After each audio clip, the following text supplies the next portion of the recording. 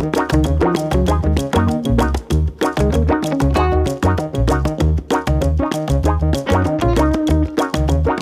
tahu cancel culture nggak? Apa ya? Tahu. Baru dikasih tahu tadi. Apa itu teh? Ya, itu deh pokoknya. Boykot kan? Gue kelihatan gobloknya deh kayaknya. Kayak pernah dengar cuman kurang mendalami sih. Sepengetahuan gue itu cancel culture itu menjatuhkan atau memandang negatif orang yang dianggap bersalah tapi belum terbukti. Kurang lebih gitu sih ya. Pemboikotan bukan? Kayak semacam gitu ya? Itu kalau nggak salah kan yang orang belum terbukti salah tapi udah diboykot duluan ya. Kamu pernah nggak meng-cancel seseorang atau public figure? Nggak pernah. Kayaknya nggak pernah ikutan gitu sih. Kalau misalnya ngikutin petisi kayak misalnya orang ini harus nggak boleh itu, kayak pernah. Gak pernah gue, ya udah itu urusan mereka aja. Sampai saat ini, sejauh ini aku hidup kayak belum pernah sih kayak gitu-gitu. Belum pernah sih. Nggak pernah sih sejauh ini ya. Sejauh ini enggak sih. Gue nggak terlalu peduli aja. Bodoh amat ya sama hal yang kayak gitu. Iya pernah, baru-baru ini sih. Kalau buat mengensol sih kayaknya enggak, tapi mungkin dari first impression kali pernah ya ngeliat public figure yang menurut gua kayaknya nih enggak banget gitu. Gue kebetulan fans MU, terus ada pemainnya Wonderkid, sebut aja inisialnya MG. Dia ada kasus pelecehan seksual, jujur gue kecewa sih. Jadi ya gue nggak mau dia ada asosiasi sama klub gue lagi lah. Singkat kata itu dimulai dari cuitan seorang perempuan pada tanggal 8 Juni 2021. Saya ingin mengklarifikasi cuitan yang pernah saya buat di tanggal 8 Juni 2021 yang Bahaya nggak sih cancel culture itu? Bahaya, bisa Motong rezeki orang. Bahaya lah, gila. Maksud gue nanti kita nge-boycott orang, usaha dia juga jadi hancur, nama dia jadi jelek juga. bahaya banget lah karena ini kan menyangkut rezeki orang ya. Apalagi kalau nggak ada buktinya itu, aduh parah banget.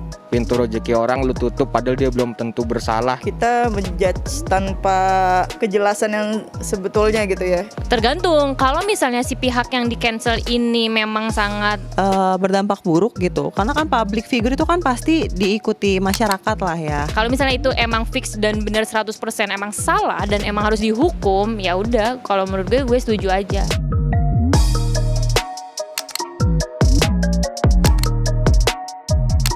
Kamu setuju nggak dengan pernyataan boleh nggak suka orangnya, tapi jangan boikot karyanya? Iya, karena nggak salah sama sekali, nggak ada hubungannya. Kayak lu Boleh gitu, kita nggak suka sama orangnya tapi jangan sampai ke karyanya gitu. Kenapa ya? Karena Lebih sering ngejudge karena kita nggak suka orang ya, padahal Setiap orang berhak untuk mengeluarkan sebuah ekspresif ataupun karya-karya dia gitu sih. Orangnya nggak apa-apa, tapi karyanya jangan lah gitu. Kalau gue nggak suka sama orangnya, pasti gue nggak beli usahanya. Tapi kalau karyanya bagus masih gue nikmatin. Tapi kalau usaha kayaknya nggak deh. Ya itu sah-sah aja, tapi jangan boikot karyanya mereka, ya udah bagus. Terlepas dari status mereka sebagai public figure ataupun pengusaha ya kita like aja. Jadi kita sebagai masyarakat tetap bisa melaksanakan fungsi kontrol sosial sih. Salam hormat, jumpa kembali dengan saya Johnson Panjaitan. Kali ini kita akan bicara apa fenomena atau fakta-fakta yang terjadi ya di masyarakat soal cancel culture. Saya kira istilah ini kurang tepat kalau kita bandingkan dengan kenyataannya. Sebenarnya yang mau kita bicarakan adalah bagaimana praktek atau apa yang terjadi di masyarakat kita terhadap reaksi orang atau perundungan-perundungan terhadap orang-orang tertentu yang tidak melalui proses hukum. Ya, ini sebenarnya efek daripada perkembangan media sosial kita. Karena orang bukan menempuh jalur hukum dengan melaporkannya ke mekanisme hukum yang berlaku, tapi dia malah dalam tanda kutip melaporkannya kepada publik lewat media sosial. Akibatnya yang terjadi adalah orang tidak lagi menunggu sebuah proses hukum, tidak lagi menghormati soal asas praduga tidak bersalah, tapi orang mulai mengadili sendiri secara bersama-sama dan beramai-ramai dan akhirnya memunculkan vonis dalam bentuk stigma. Bahwa orang ini salah, orang ini begini, orang itu penjahat, orang ini sudah melakukan ini dan itu. Dan ini bisa buruk karena inilah indikasi yang sangat kuat nanti ke arah orang mulai mengadili sendiri, menghakimi sendiri.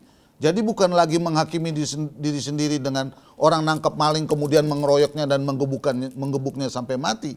Tidak lagi seperti itu, tapi orang memunculkan satu persoalan, mengadukan itu seolah-olah memunculkan persoalan itu ke publik, lantas publik beramai-ramai menghakimi orang itu atau mengadili orang itu atau merundung orang itu, kemudian menstigmanya, memvonisnya. Akibatnya secara sosial orang ini sulit dan ini bisa berakibat fatal ya.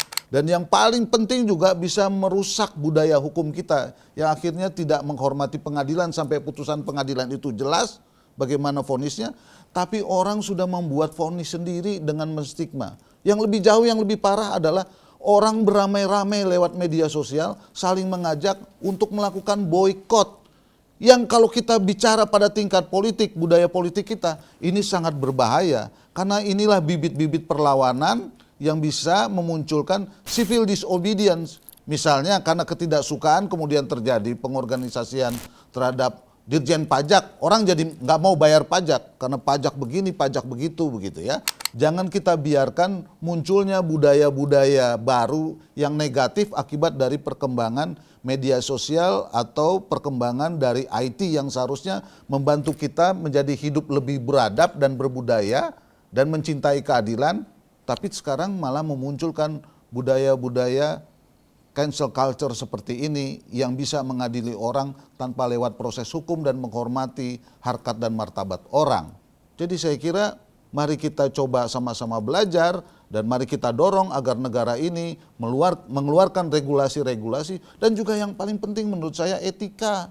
Itu harus diatur. Jangan sentimen-sentimen kebencian lewat informasi-informasi yang sepotong-sepotong diambil lewat medsos, apalagi cuma lihat judulnya yang akhirnya digunakan untuk mengadili orang. Saya kira itu tindakan yang sangat berbahaya. Mari kita dorong agar kehidupan sosial kita semakin baik walaupun teknologi kita semakin canggih, bukannya malah mundur dan mengakibatkan kita menjadi beresiko dalam pergaulan sosial, baik di dunia nyata maupun di media sosial. Saya kira itu pendapat saya soal cancel culture yang sekarang mulai berkembang dan mulai sangat mengkhawatirkan.